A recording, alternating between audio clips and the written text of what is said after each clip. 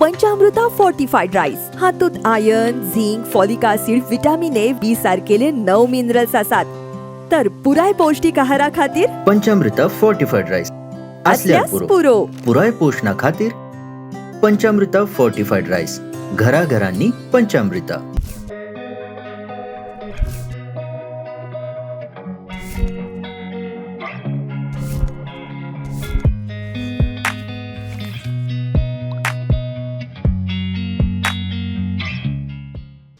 नमस्कार. प्रुडंट मिडियाच्या हॅलो दोतोर कार्यावळीन तुमकां सगळ्यांक मना काळजासान येवकार. आज तुमकां येवकार दितना हांव आनीक अशा आमच्या तज्ञ दोतोराक येवकार दिता जो मुद्दाम मुंबयच्यान आमच्या खाशेल्या कार्यावळी खातीर आयला, जो ऑन्कोलॉजिस्ट, हिमॅटॉलॉजिस्ट आनी बोन मॅरो ट्रान्सप्लांट फिजिशियन म्हणून काम करता मुंबय, जाचें नांव बेसिकली ताचें गोंयान असोसिएशन आसा, गोंया कडेन ताचे लागींचे संबंध आसात अशें डॉक्टर अक्षय करपे. डॉक्टर नमस्कार आनी स्वागत. बेसिकली मुंबईत रावता कारणान तेंचे आतां मराठी कडेन चड तेंचो म्हणजे संबंध आसा, पण कोंकणी तांकां कळटा, उलयता, तरी पण तांकां अडचण नाका म्हणून ते मराठी किंवा इंग्लीश ह्या भाशेन उलयतले. डॉक्टर खरं म्हणजे मी तुमचं स्वागत करतो आणि स्वागत करताना मुद्दाम तुम्ही वेळ काढून ह्या कार्यक्रमात सहभागी होण्यासाठी आलात ह्यासाठी खरं म्हणजे मी आपले अत्यंत आभारी आहे. आणि खरें म्हणजे मुद्दाम म्हणजे इट इज रियली म्हणजे आमकां सुद्दां केन्ना केन्ना दिसता आमच्या कार्यक्रमाची इतकी म्हणजे लेवल हाय आसा की व्हडले व्हडले दोतोर मुद्दाम वेळ काढून all the way he has come only for this program. It is not a small thing, it is a big thing. आणि डॉक्टर खरंच we are grateful to you. तर जेव्हा आपण आजचा टॉपिक आहे की newer modalities of cancer management, म्हणजे आज कॅन्सर मॅनेजमेंट जे कॅन्सराचे जे आमचे उपाय चलतात तातूंत नवें कितें हाचे विशयी विस्कटान म्हायती करून दिवपा खातीर डॉक्टर अक्षय करपे आमचे बरोबर आसात.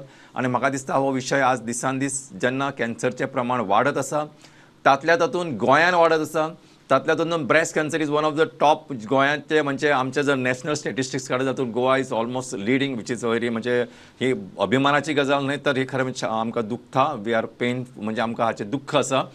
पण ही वस्तुस्थिती आशिल्ल्या कारणान ह्या वस्तुस्थिती कसो आमी सामनो करप, कशें आमी फेस करप आनी हाचेर आमी कशें जैत जोडप ही आयज काळाची गरज जावन आसली आसा. आनी ह्या खातीर म्हाका दिसता डॉक्टर अक्षय हांचें मार्गदर्शन आमकां खूब मोलादीक जातलें. कारण जेन्ना कॅन्सर हो शब्द आयकलो की आमी खंयचोय मनीस गरबळगीत जाता. मागीर तो कोणूय असू दे, जितका तो जास्त शिकलेला तितका तो जास्त गरबळगीत होतो. कारण अडाणी माणसं काही माहीतच नसतं की एक्झॅक्टली काय त्याला वाटतं बरा होणार तर बरा होणार, तो कोणावर तरी विश्वास ठेवतो.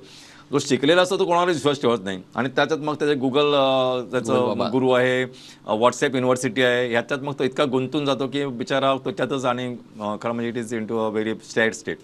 सो बेसिकली मला वाटतं तुम्ही first of all you just tell us in short what you mean by cancer.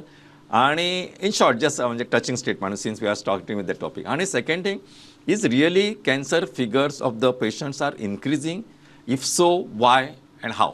या so cancer means it is nothing alien, म्हणजे ते बाहेरून कुठली पेशी येत नाही. सो नॉर्मली मी लोकांना एक सिम्पल एक्झाम्पल देतो की या पृथ्वीवरती प्रत्येकाला एक फायनाईट लाईफ स्पॅन आहे. So everything has a finite life span. So after that the thing dies. But cancer सेल्समध्ये there is no program of death. So they just live and they produce their babies which are also going to be similar. म्हणजे ते तशाच असतात. So काय होतं की they compete with normal cells for food, fighting, and they make patient weak. So they, whichever organ they enter, so they make that organs function, less effective. They cause less immunity.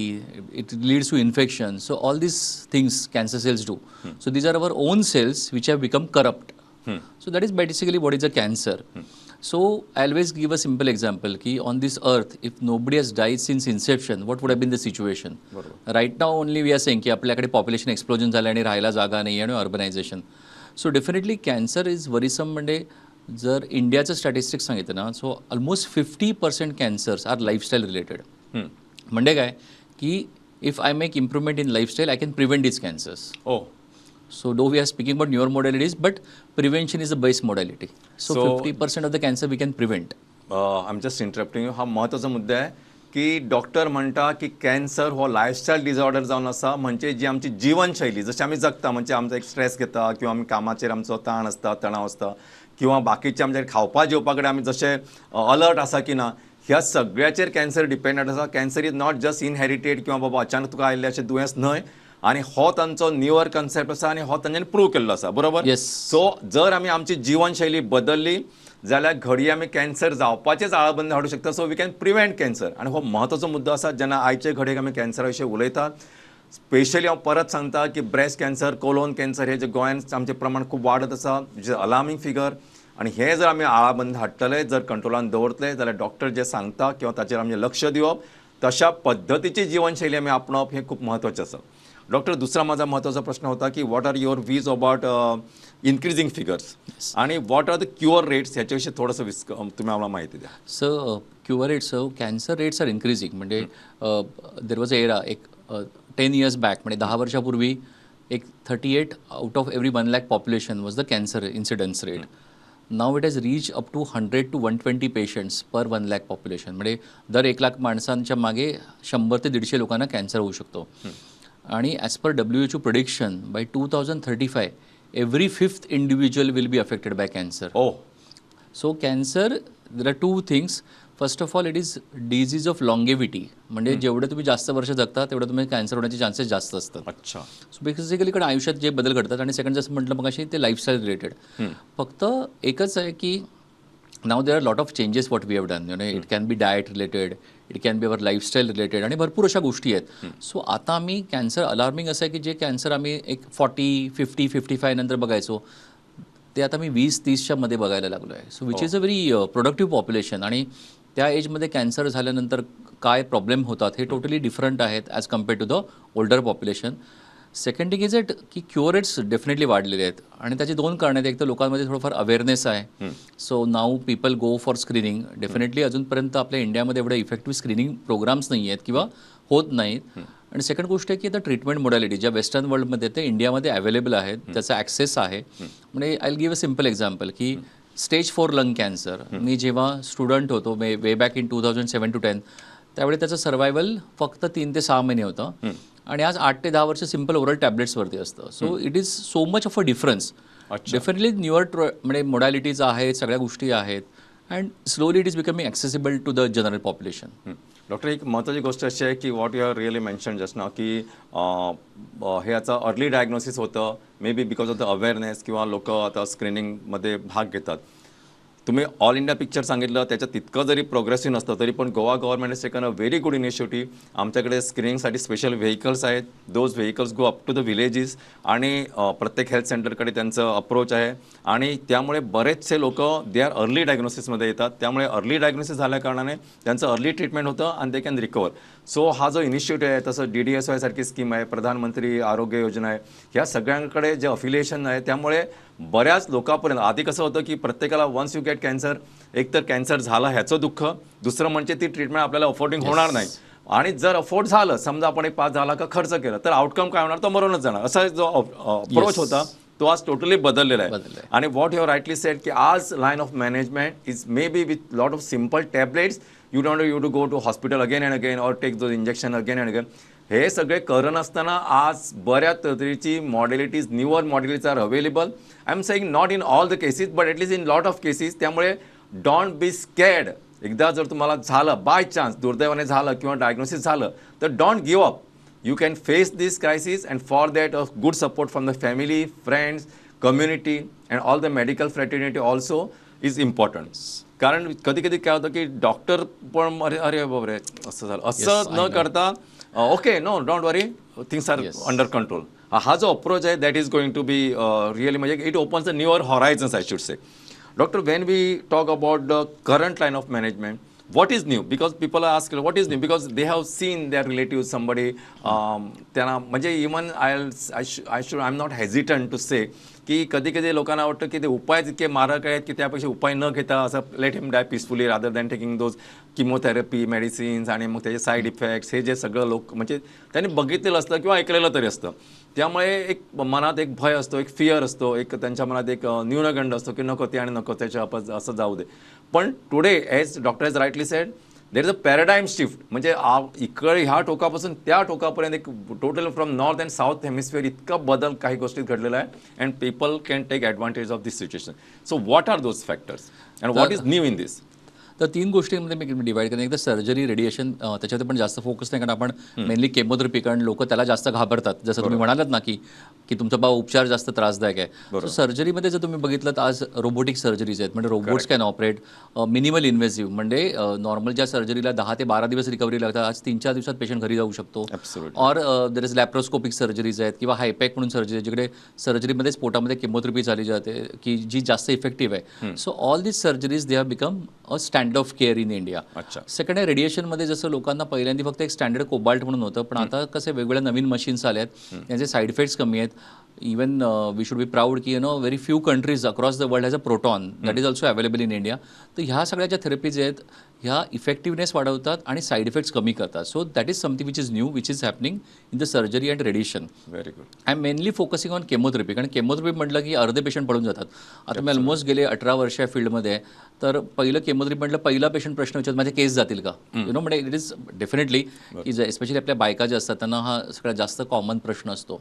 तर आता even नवीन नवीन treatment आहे ज्याच्यामध्ये केस जात नाहीत, किंवा आता एक scalp pulling machine म्हणून असतं जे केमोथेरपीमध्ये वापरलं तर केस गळण्याचं प्रपोर्शन कमी करतं, आणि भरपूर अशा गोष्टी आहेत. प्लस सपोर्टिव्ह केअरमध्ये कसं की पहिल्यांदा खूप जास्त उलट्या व्हायच्या किंवा पेशंटला वारंवार इन्फेक्शन्स व्हायचे, पण आता एवढी सपोर्टिव्ह केअर स्ट्रॉंग आहे की almost I will be very honest with you की माझं 95% काम हे उपडी बेसिसवरती असतं. 5% वेळा मला हॉस्पिटलला जावं लागतं किंवा पेशंटच्या ट्रीटमेंटसाठी जावं लागतं.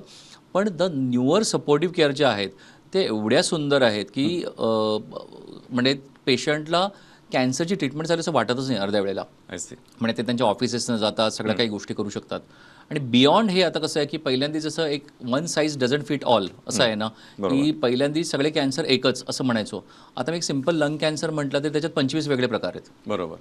तर आता प्रत्येक प्रकारची वेगळी ट्रीटमेंट आहे. काही ट्रीटमेंटमध्ये इम्युनोथेरपी असते, काही याच्यामध्ये सिम्पल ओरल मेडिसिन्स आहेत, काही याच्यामध्ये केमोथेरपी आहे. सो आता अंडरस्टँडिंग की एखाद्या पेशंटला कॅन्सर का झाला आणि त्याच्या विकनेसेस आणि स्ट्रेंग्स ओळखून त्याची स्पेसिफिक टेलर मेड ट्रीटमेंट करा, हा सध्याचा अप्रोच आहे. ॲब्सोल्युटली. म्हणजे जसे म्हणता की प्रत्येकाचे जोखाचे कपडे तो टेलराकडे वचून शिवता, दुसऱ्याचे कोणाचे कपडे घालनात, त्याप्रमाणे आज वखदां जी आसा त्या पेशंटाची गरज, त्या पेशंटाची नीड, त्या पेशंटाचे फिजिकल टॉलरन्स, त्या पेशंटाचे ताचे बाकी सगळे जे पॅरामिटर्स आसा, म्हणजे ताचे हाव ही कॅन अप्रोच, ताचे बाकी सगळे कन्सिडर करून आम्ही ताका टेलर मेड ट्रीटमेंट दिवं शकता. म्हणजे इट इज नॉट लायक म्हणजे जशें जोर आयलो की एक पॅरासिटामॉलची गुळी घे अशें करनासतना ताका जोर कित्याक आयला हाचेर आमी डिपेंड करून ताका ट्रीटमेंट फॉर द कॉज जशें दिता, किंवा हाका कितको टॉलरेट जातलो. काय जाणट्यांक आमी तितकेच लेवलचे वखद दिवं शकना, भुरग्यांक एकदा सेम डोस दिवं शकना, किंवा बाबा बाकीचे हाचे जे बाकीचे लायक सी फॉर एक्झाम्पल ताका गॅस्ट्रायटीस आसा जाल्यार आमी ताका विल बी कॉशियस. सो हे सगळें जसं आपण विचार करून त्याचं ट्रीटमेंट ठरवतो, त्या प्रमाणात कॅन्सरची ट्रीटमेंट सुद्धा सगळ्या विचारांच्या नंतर ठरवली जाते.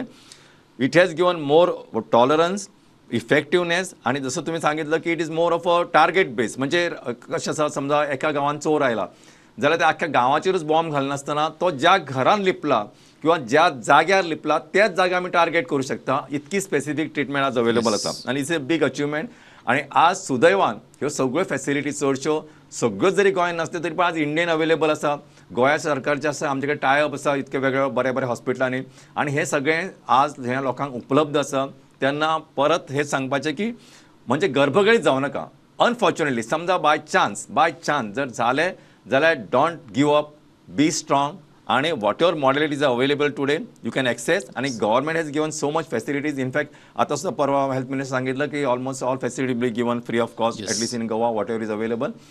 प्लस आम्ही रिफर करता लायक वेगळ्या हॉस्पिटला खातीर DDS वेगळे आमचे टायअप आसा. ह्या सगळ्यांचो फायदो पेशंटाक जावं शकता. हें परत ह्या खातीर सांगता की मनान एक भंय आसूं न्हय, कारण प्रत्येक मनशाक दिसता की आपूण इतके खर्च करतलो मागीर आउटकम कितें, आतां अशें घरांतल्या लोकांचे पयशे वतले, हें जातलें तें जातलें.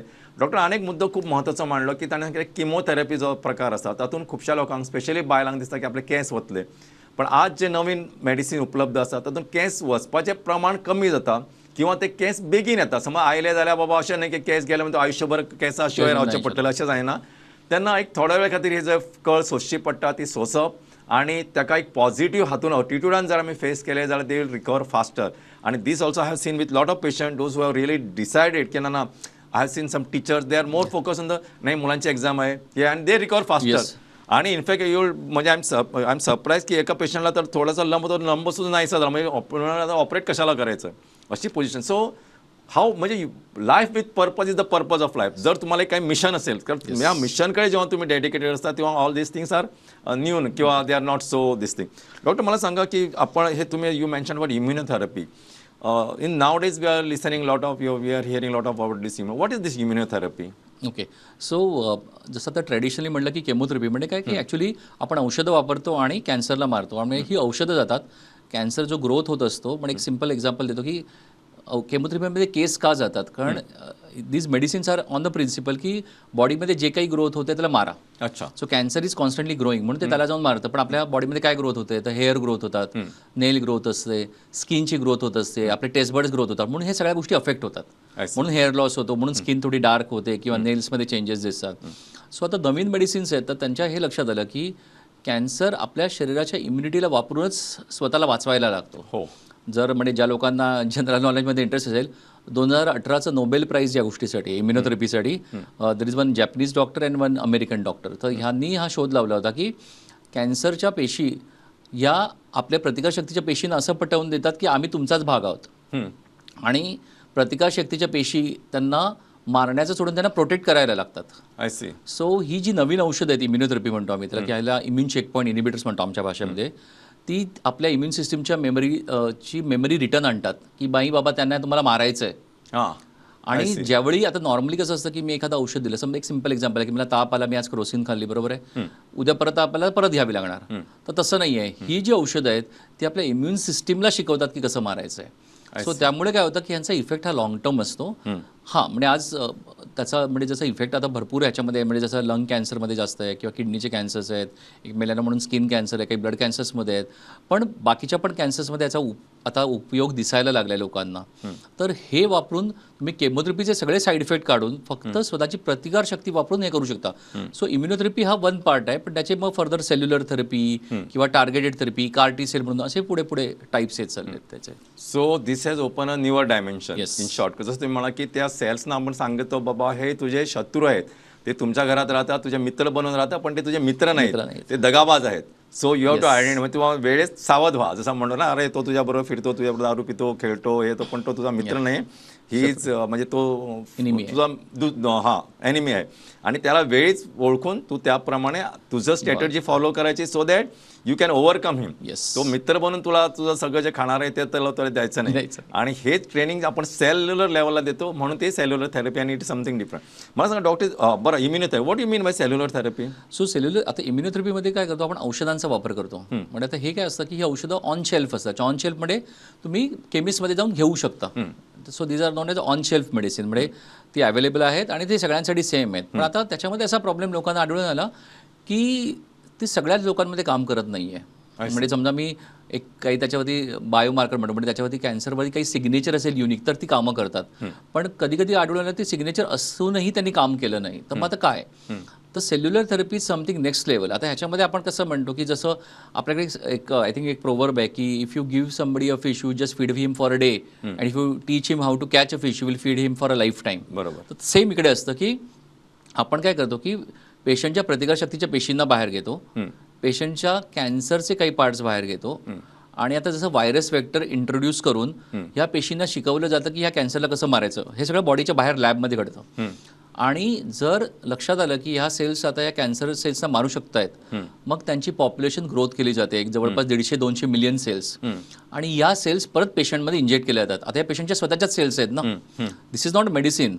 सो आणि ह्याच सेल्स पुढे बेबीज प्रोड्यूस करणार की ज्या त्या ट्युमरला मारत राहणार. म्हणजे ही ट्रीटमेंट एकदाच घ्यायची असते. याला आम्ही TCR म्हणतो किंवा कार्टी सेल म्हणतो. वेगळ्या थेरपीज आहे त्याच्यामध्ये, किंवा NK सेल म्हणून नवीन आली आहे. तर ह्या थेरपीजमध्ये काय करतो, पेशंटची इम्युन सिस्टीम आणि पेशंटच्या कॅन्सरच्या सेल्स तुम्ही ॲक्च्युली प्रूव्ह करता की हस त्यांना मारू शकतो. And this is something which is new. म्हणजे आधी हे ब्लड कॅन्सरमध्ये आलं होतं, ब्लड कॅन्सरमध्ये इट इज क्वाईट सक्सेसफुल. त्यामुळे आता बाकीच्या कॅन्सर्समध्ये पण हळूहळू याचा उपयोग करायला सुरुवात झालेली आहे. आपण आपल्याच सेल्सना शिकवतो की how you identify the enemy, how you fight with them, and how to conquer over them. आणि ही फौज आपण एक जसं आपलं एक टेंट्स असतो किंवा स्पेशल एक एरियाज असतो ज्यांना आपण हे ट्रेनिंग सेंटर्स, की ह्या ट्रेनिंग सेंटरमध्ये जसं असतं तसं आपण त्यांना बाहेर ट्रेन करतो परत त्यांना समाजात आणून सोडतो आणि हे लोक नंतर बाकीच्यांना ट्रेन करतात so that everybody becomes a fighter.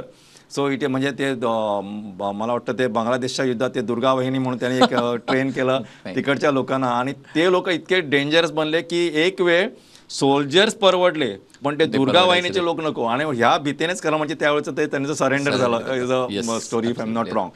तर अशा पद्धतीने आपण आपल्याच सेल्स चांगल्या पद्धतीने बाहेर येऊन कल्टिवेट करायच्या त्यांना नर्चर करायचं ट्रेन करायचं आणि introduce back to the body आणि हे सगळं झाल्यानंतर you are conquering over this. It is a wide म्हणजे खरंच अमेझिंग आहे. म्हणजे आता त्याच्यातही पुढे असं आलं की आता कसं लक्षात आलं की हे युजली आपण टर्मिनल कॅन्सर केसेसमध्ये होतो आणि त्यामुळे काय होतं की पेशंटला सेल्स मिळाल्या नाहीत मला तर आता नवीन टेक्नॉलॉजी येते की हेल्दी डोनरकडून सेल्स घ्यायच्या त्यांना ट्रेन करायचं आणि तुम्ही त्यांना इंजेक्ट बॅक करा. सो बेसिकली ही टेक्नॉलॉजी डेव्हलप होते कारण काय होतं की ॲक्च्युली एका पेशंटपासून सेल्स घेऊन ते सेपरेट करून बनवेपर्यंत 6 to 8 weeks जातात. सो एक मोठा टाईम असतो पिरियड असतो. सो आता जगभरामध्ये चालू आहे की जर आपण हेल्दी डोनर आपण एक ब्लड डोनेशन कसं करतो तसंच सो तसंच अशा सेल्स घ्यायच्या की ज्या दुसऱ्यांच्या शरीरामध्ये पण कॉम्पॅटेबल राहतील आणि त्यांना शिकवायचं तर कदाचित ते जास्त काळ राहतील तर तुम्हाला केमोथेरपीची गरज पडणार नाही आणि सेल्युलर थेरपीनेच तुम्ही बऱ्यापैकी पेशंट ट्रीट करू शकता. म्हणजे परत इकडे थोडीशी युद्धभूमी झाली म्हणजे कसं आहे सुभाषचंद्र बोसाने जे भारताच्या फेवरमध्ये लोक होतं किंवा ब्रिटिशांच्या अगेन्स्ट होतं त्या लोकांना एकत्र केलं आणि जय हिंद म्हणजे ते फौज आझादी सेना केली. सो तशा पद्धतीने आपण चांगले हेल्दी ज्यांचे हे आहे फायटर्स ते घेऊन त्यांना ट्रेन करून इकडे इंट्रोड्यूस करू शकतो. It is something amazing. Doctor आता तो आपल्याकडे 4-5 मिनिटं आहेत त्यामुळे is this facility available in India जर आज अवेलेबल आहे तर how you can make the best use of this किंवा आणि जे काही तुम्हाला या संदर्भात सांगायचं सगळं एकाच ह्याच्यात तुम्ही सांगू शकता. सो सध्या ही फॅसिलिटी अवेलेबल आहे म्हणजे मुंबईमध्ये एक सनॅक्ट कॅन्सर इन्स्टिट्यूट म्हणून आहे ठाण्यामध्ये आणि प्लस मुंबईमध्ये खारमध्ये आहे त्याच्यातून बऱ्यापैकी ब्रांचेस येत आहेत आणि भरपूर ठिकाणी कार्टीसेल ब्लडसाठी तर आहे. इव्हन जर तुम्ही फॉलो करत असाल तर IITने पण एक इम्युनो ॲक्ट म्हणून कंपनी आहे तिच्या फक्त एक ब्लड कॅन्सरसाठी अशी कार्टीसेल बनवलेली आहे जी अवेलेबल आहे आज मार्केटमध्ये. पण जर आज बघितलं ना त्यांची कॉस्टिंग फार जास्त आहे आणि जसं म्हणतो ना की कुठलीही जशी टेक्नॉलॉजी येते मी लोकांना नेहमी सिम्पल एक एक्झाम्पल देतो आयफोनचं. आज iPhone 16ची कॉस्ट काय आहे आणि जेवढे iPhone 30 येईल तेवढे iPhone 16ची कॉस्ट किती असेल. सो जशी टेक्नॉलॉजी नवीन वापरली जाते सो आज या ट्रीटमेंटची कॉस्ट 40 लाख ते 1.25 करोडपर्यंत जाऊ शकते. म्हणजे त्याच्यामध्ये किती इंट्रिकसीज आहेत किती कॉम्प्लिकेटेड ती वस्तू बनवता येईल.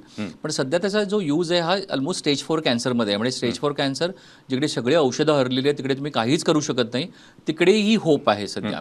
पण आता हळूहळू ज्याचा जगभर त्याचा यूज वाढतोय तर डेफिनेटली ती टेक्नॉलॉजी स्वस्त होत जाईल. म्हणजे मला अगदी सिंपल उदाहरण द्यायचं ज्यावेळी पहिल्यांदी टेक्नॉलॉजी मी ऐकली होती त्यावेळी तिची किंमत 5 ते 6 करोड होती. आज ऑलमोस्ट 61 लाखापर्यंत खाली आली म्हणजे बऱ्यापैकी कमी आली ऑलमोस्ट 1/10 कमी झालेली आहे. सो जसं यूज वाढेल आणि आज इंडियामध्ये अवेलेबल आहे म्हणजे असं नाही म्हणजे मुंबईमध्ये आज सध्या मेट्रो सिटीजमध्ये अवेलेबल आहे परंतु ह्याचे युजर्स फार कमी असतात हे लक्षात घ्या. म्हणजे की हे सगळ्यांनाच लागेल असं नाही. पण बाकीच्या ज्या थेरपीज आहेत जसं मी इम्युनोथेरपी म्हटलं किंवा बाकीच्या टार्गेटेड थेरपीज त्या युनिव्हर्सली आपल्या गोव्यापासून सगळीकडे अवेलेबल आहेत. म्हणजे असं काहीच नाही आहे. सो त्या अगदी इझिली तुम्ही घेऊ शकता आणि आता बऱ्यापैकी जे सपोर्ट प्रोग्राम्स आहेत India is very good country की आपल्याकडे बऱ्यापैकी बायोसिमिलर किंवा जेनेरिक्स आपण ऐकतो ते अवेलेबल होतात.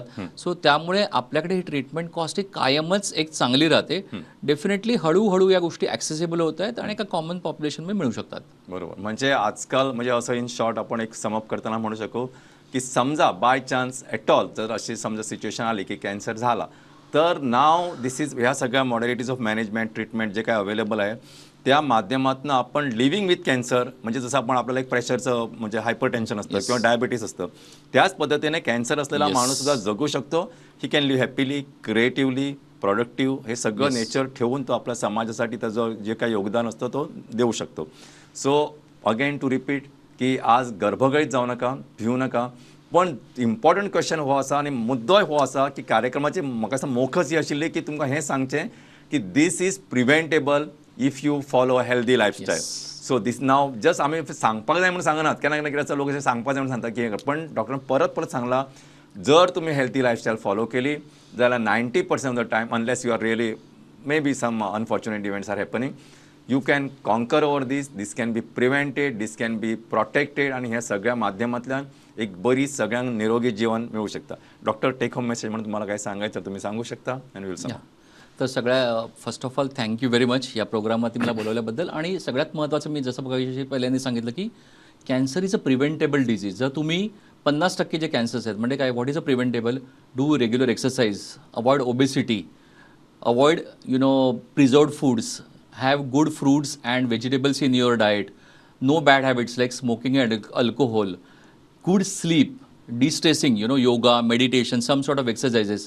If you are doing this, almost you can reduce your cancer risk by 50%. आता रिमेनिंग 50% मध्ये आपण काहीच करू शकत नाही.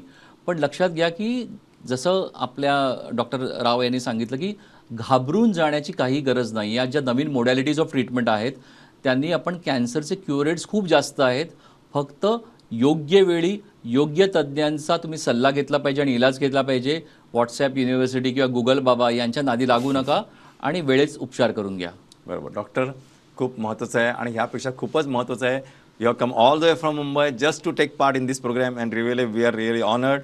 कारण मला कधी कधी वाटतं की म्हणजे आपली जी व्ह्युअरशिप आहे ते दिवसेंदिवस वाढत आहे आणि ते ह्याचमुळे वाढत आहे की we are trying to give proper information to the people. का एक वेळ काढून लोक ऐकतात, त्यांना काहीतरी माहिती मिळावी, त्यांचा काहीतरी फायदा व्हावा आणि ह्या दृष्टिकोनाचा हा जो आपला अप्रोच आहे त्याच्यात तुमच्यासारखे लोक मुद्दाम पार्टिसिपेट होत आहे. Really honour for all of us. त्यामुळे प्रुडंट मीडियाची जे हॅलो डॉक्टर टीम आहे तसेच आमचे सगळे व्ह्युअर्स आहेत जे प्रेक्षक आहेत त्यांच्या वतीनं तुम्हाला धन्यवाद. Thank you very much. नमस्कार.